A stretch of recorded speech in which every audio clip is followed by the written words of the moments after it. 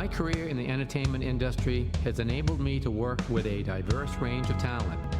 Through my years of experience, I've recognized two essential aspects. Industry professionals, whether famous stars or behind-the-scenes staff, have fascinating stories to tell. Secondly, audiences are eager to listen to these stories, which offer a glimpse into their lives and the evolution of their life stories. This podcast aims to share these narratives, providing information on how they evolved into their chosen career. We will delve into their journey to stardom, discuss their struggles and successes, and hear from people who helped them achieve their goals. Get ready for intriguing behind-the-scenes stories and insights into the fascinating world of entertainment. Hi, I'm Tony Mantor. Welcome to Almost Live Nashville. Jason Gould is our guest today. He will share his story of pursuing a music career while being the son of actor Elliot Gould and legendary singer-actress Barbra Streisand. He will also discuss his collaborations with his mother, including a duet and a concert performance while growing up in the public eye. Thanks for joining me today. Thanks for having me. Oh, it's my pleasure. I've had the opportunity to work with several people that have had famous, iconic parents. Along with that comes obstacles and opportunities. So I imagine growing up with Elliot Gould and Barbra Streisand would present a unique experience for you. So how did you navigate the challenges and, of course, the benefits of having such famous, iconic parents that are always in the public eye? You know, it was complex because I was born into that world of fame, I guess you could say. It was confusing as to what was real because I noticed I've always been an observer of human beings and human nature. Sure. So to see what fame did to people and how it changed their behavior was always fascinating to me. And I'm talking about the people around the famous people. Okay. So I think trust has been, something that's been challenging at times, particularly as a child when you're a bit confused about what's real here. Yeah, the word trust is a very essential word in our world. So I find it fascinating that you bring that up. Did you find that people try to get into your social circle, trying to further their professional goals, or was that not an issue for you?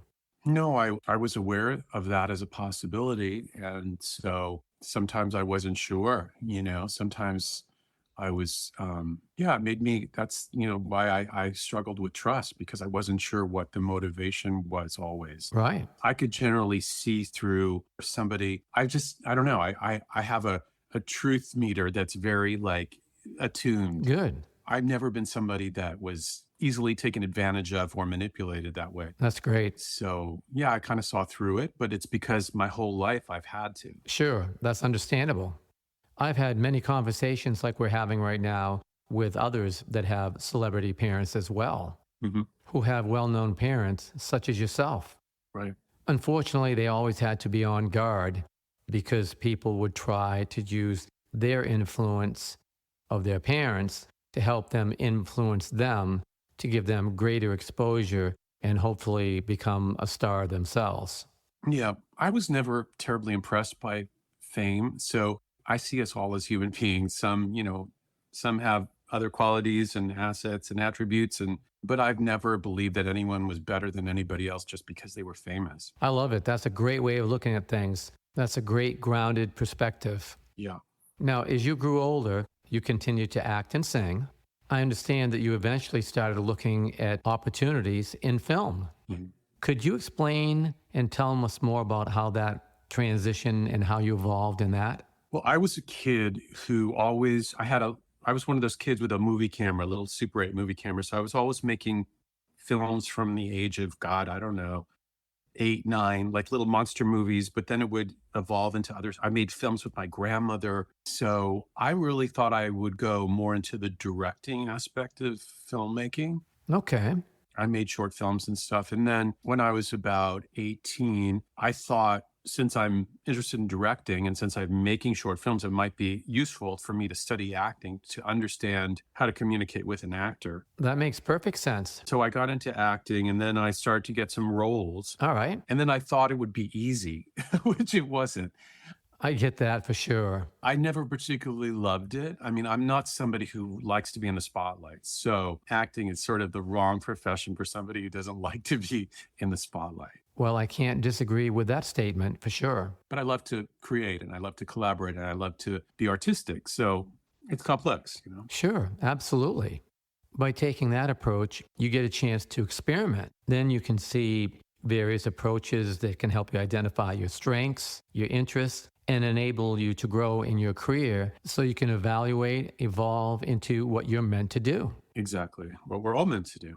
Right, exactly. So from there, you made a transition into singing and music. So how did you transition from acting, directing, and filmmaking to your decision to focus on your singing and music? Well, I was always musical. Also, as a child, I would sit at the keyboard and I would come up with melodies, but I never understood how one makes a song out of that. Like I had these little pieces of melodies, but I never understood how you construct a song. I thought it was like this language that, you know, other people had and I didn't have. I never got it. But it was something that kept nagging at me. So sometimes I would write these little melodies and not know what to do with them.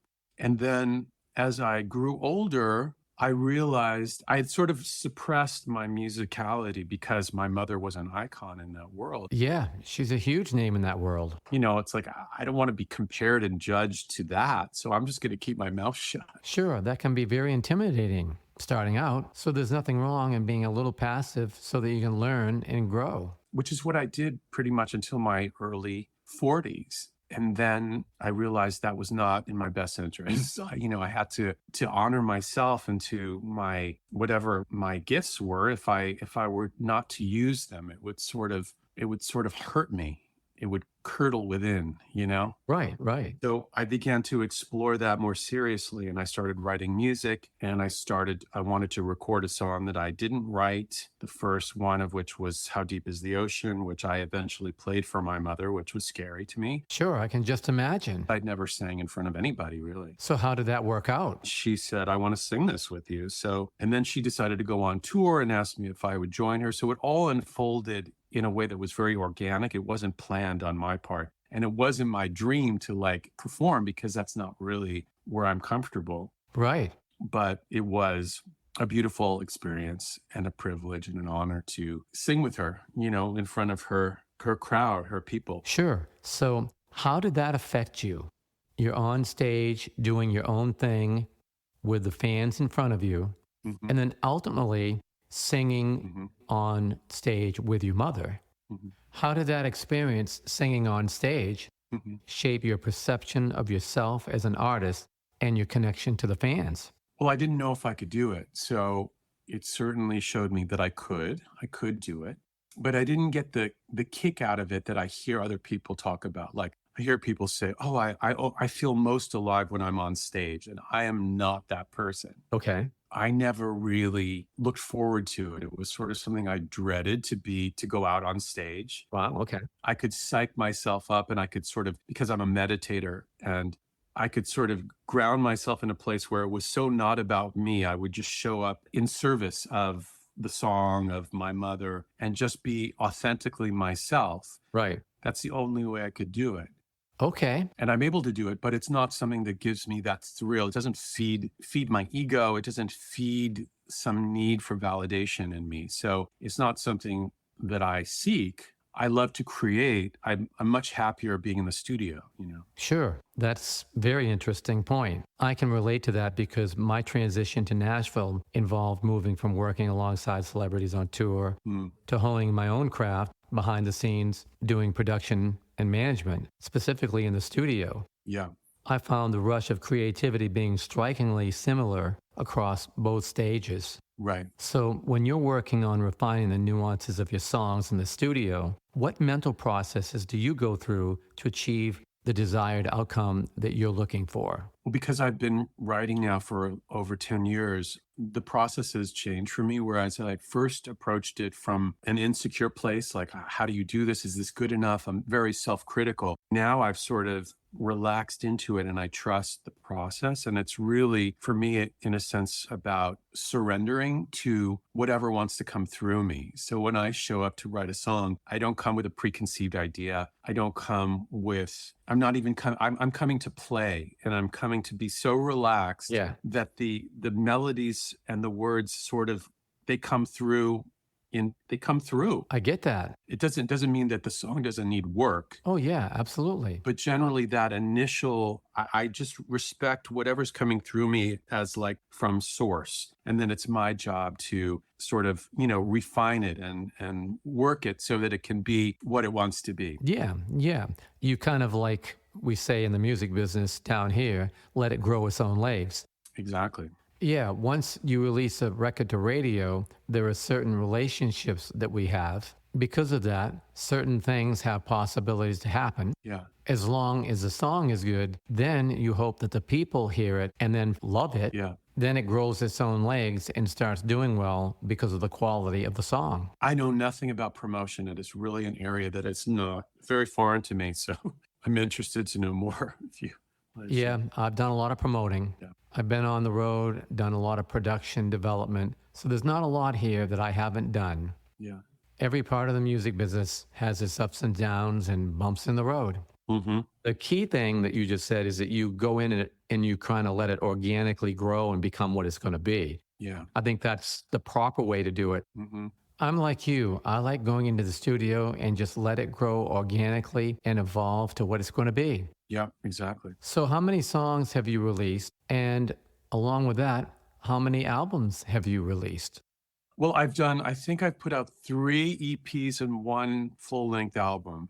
I'm about to start work on some new music, but I love EPs. I like a smaller, like serving. It's easier to do. It's less expensive to do. But, Sure. So I never felt like, I have to make a full-length album. Well, it gives you a little flexibility. You can do 4, 5, 6 songs, whatever you want to do. Yeah. You can do them the style that you want. Yeah. Then the next time you can do a completely different project than what you did before. Exactly. So how have you seen yourself evolve in the last 5, 10 years to what you were doing to what you're doing right now? Well, it's much more surrendered to almost a spiritual experience where I feel like I am more of a channel, more of a vessel, and something I'm like just trying to be so surrendered, so relaxed that something wants to get born through me. And I'm not trying to be clever. I'm not coming from a place of insecurity. It's like, I think I'm secure enough to know that it's going to happen or it's not going to happen. And either way is okay, That's a great way to look at it. I mean, that's really a great way of looking at it. Good for you. Mm. So what would you consider your style is today? Gosh, I don't know, because I'm about to do something different than what I just did. So when it comes to songwriting, I think the last EP I did called Sacred Days is, there's a lot of me in it. Most of the melody is mine. A lot of the words are mine. And they're also collaborations with Liz Vidal on lyrics and on 2 songs, Dorian Chia. And I'm really proud of that record, actually. That's great. It's always good to love what you're doing and respect what you're doing. I think a lot of people are like, are you going more into the dance zone or something? I'm like, well, I don't know. I mean, I love rhythmic music. I've always liked dance music, but I'm about to now go in a whole nother direction away from dance music into more traditional melodies. Okay. What inspired you? Needless to say that you've got your mother that covered a lot of varied styles in what she did. Yeah. So when you sit down and listen to music, Yeah. what genre do you listen to? And what style was it that got you to evolve into what you're doing at this point in time? Yeah. That direction changes. But I was always a kid who loved music. I remember I had my first little plastic red record player as a child. It like had a lid. You lift it up and you could play a 45. And my first favorite song was I Say a Little Prayer by Dionne Warwick. Yeah, yeah. And then I had Up, Up and Away by The Fifth Dimension. Yeah. So I've always loved music and gravitated to different types of music. Me too. I remember loving the Supremes, the Eagles, Queen, the Police, so much, Donna Summer.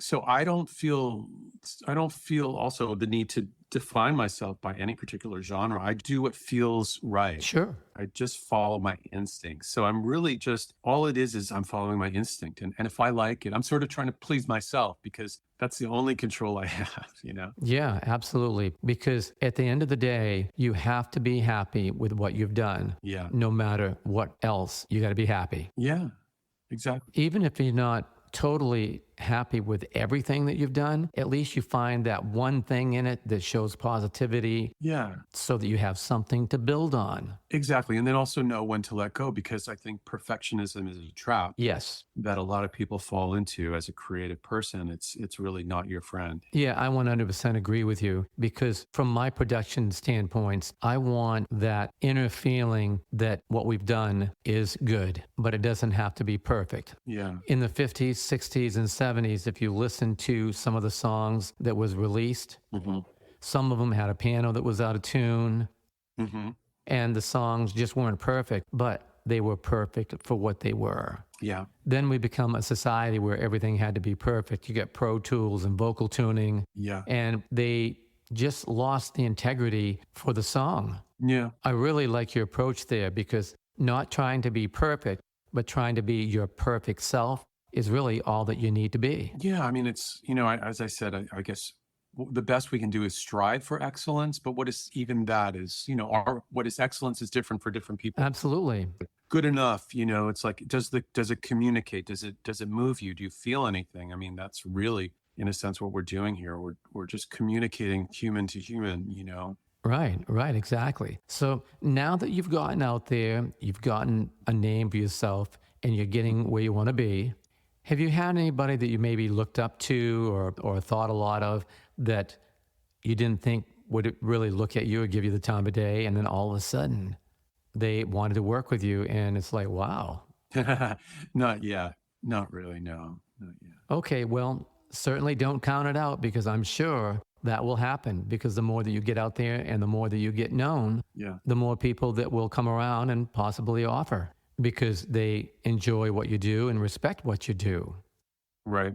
I think that's a natural process as well. So be ready, it's coming. Collaboration is part of the joy, I think, you know, and then to be able to be so vulnerable with another person, I think is part of what's required when you're creating music together, you know. Yeah, sure. So if you had a choice, you're working on your music now, you've got the acting and the production and the film that you've already done. And I know this is somewhat of a really loaded question for you. Which do you enjoy more? Do you enjoy the creative process of the film or the creative process of the music?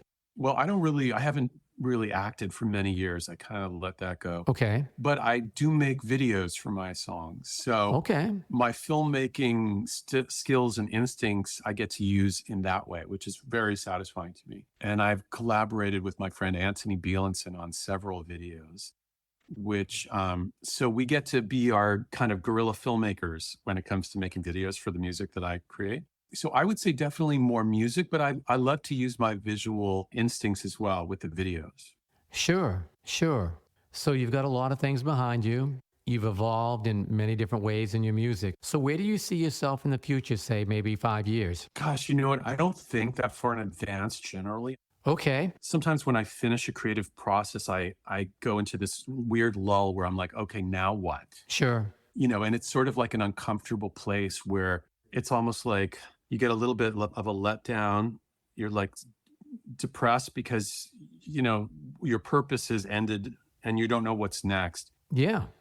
But I've learned that staying creative is really important for me, but that can take many forms. So, you know, if I could be working in the garden, or I could be making soup, or I could be making a sculpture or other things. But music seems to be consistently gnawing at me. It wants to, you know, come to life through me. And so good. Even though I'm still sort of promoting Sacred Days, I had another idea for what my next thing is going to be. And I'm actually heading toward you this week to work on it. Yeah, that's great. So when you're not being creative, what do you do to just chill and forget about everything and just totally relax, enjoy life? Well, I'm a foodie. Okay. So I do like to go out to eat a lot or make food, but I'm not a great cook. I mean, I'm a basic cook. Okay. I like to hang out with friends, and I used to love to go to the movies, but I don't anymore. Something changed in me. It's weird. Okay. I love documentaries. Right. I love nature, so just appreciating nature is everything. Watching a sunset or flowers or growing my own fruits, vegetables. Yeah. These are the things that give me pleasure mostly. Yeah, that's great. That sounds like really nice things to just sit back and relax with. What was the magic that happened that led up to the duet with your mom? Was there anything special there? What caused that? What was the story behind that? Well, it was completely her idea. As I said, it was the first song I recorded that I didn't write. It was a song I felt compelled to do. I recorded it with Stefan Oberhoff, a producer I've worked with and I'm going to continue to work with. And we did a very simple arrangement. It was basically piano, bass, and drum. Nice. I was very scared to share it with my mother, but I did. And she said, I want to sing this with you. And I'm like, what? Okay. I didn't even know what that meant at the time. And then a few months later, it was her birthday. She had a big anniversary birthday. I think it was 7-0.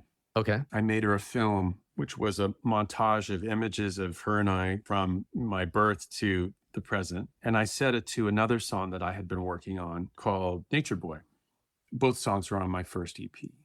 I was expecting to give her a DVD of the film I made, but her friends were putting together this party and there were other people that had created video content. And so the video I gave her became part of that. And so it was shown in front of 50 people, including Quincy Jones, who came up to me after it played and said, we're going to make an album together. Wow. And I was like, we are. And Wow. I couldn't believe that he wanted to work with me. For quite a few months, I would say, are you sure? I went to perform at a small little jazz club in Hollywood. He came, and afterwards I said, so you still want to do this? He didn't understand my insecurity, but I was insecure. Anyway, we ended up making an album. And so what an incredible experience. I got to work with one of the great masters, Absolutely. That's a great story behind the song for sure. Yeah. And what a great one it is. Yeah. So you're starting to work on your new EP now. So what's in the near future for you? Do you have anything else on the horizon? Well, we're finishing a video for the song Sacred Days, which is on my current release. Okay. So that should be coming out soon. And then I just go to work on my next project. How can people check you out? You have a website, social media, etc.? You know what? I don't even have a website. I'm like, Okay. I do have Instagram. Okay. I think it's Jason Gould Music Okay. on both Instagram and Facebook. Okay. So you can find me there. Yeah, I'm not a great self-promoter, but yeah. But Tony, any advice? I'm totally open and would appreciate it. Oh, anytime. This has been a great conversation. Been very informative. A lot of good stories. I've really, truly enjoyed it. Likewise, thank you. Yeah, and I'm always about helping people. So if you need any information at all on social media or whatever you might be looking at, I think you've got it pretty much covered with the people that are around you. But if you need anything, you definitely know how to contact me. Well, that's wonderful. Yeah, it's great to be helpful, be of service to others. It always fills your own cup. It does. It truly does. The more good you put out there, the more good that potentially could come back to you. So once again, I really appreciate you taking the time to come on to my podcast today. Well, it's a pleasure and an honor to have to get to be on your podcast. Thank you. My pleasure.